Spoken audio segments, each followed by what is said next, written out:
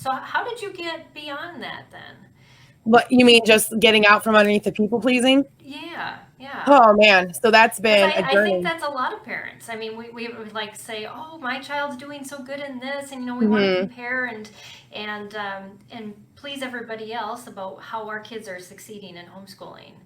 And yeah, Right. Well, I think I had to just make a decision that the burden of living underneath of it was just too heavy. I just had to make a yeah. decision that, you know what, I can't do this anymore. Mm-hmm. I knew I didn't want to live that way.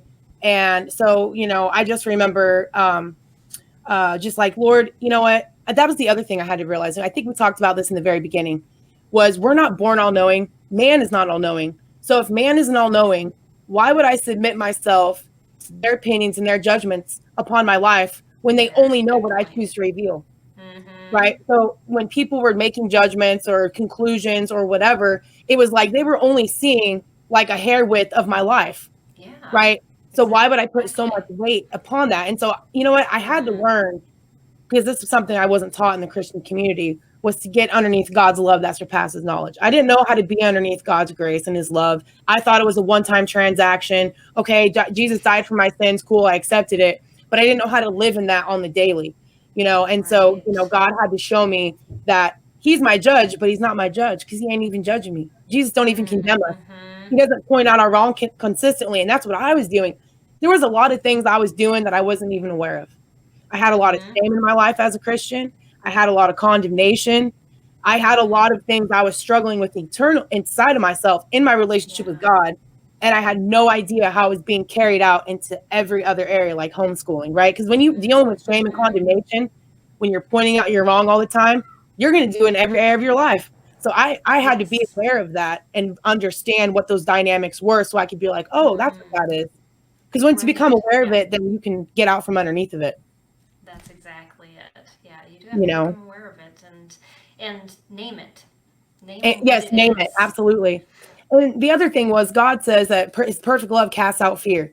And so I had to acknowledge the fear that I had, the fear of, oh, because I had a really hard time with people looking at me in a bad way. Like honestly, Mm-hmm. I think that's a thorn in my flesh. I still to this day, I will have a thought come over me and I'm like, oh, Ashley, why are you worried about what this person's gonna think of you?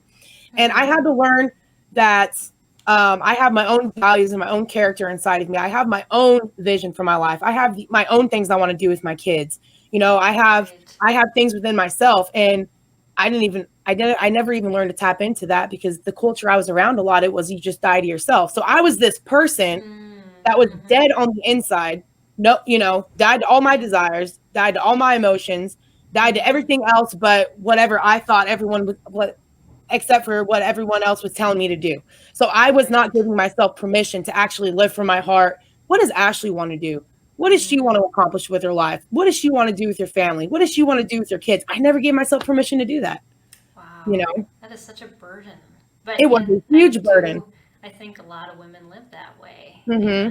And you don't see it as that. You see it as a whole Right. lot of other things, insecurities or, just following and doing what everybody else is doing and kind of hiding in that Absolutely. versus being, this is who I am.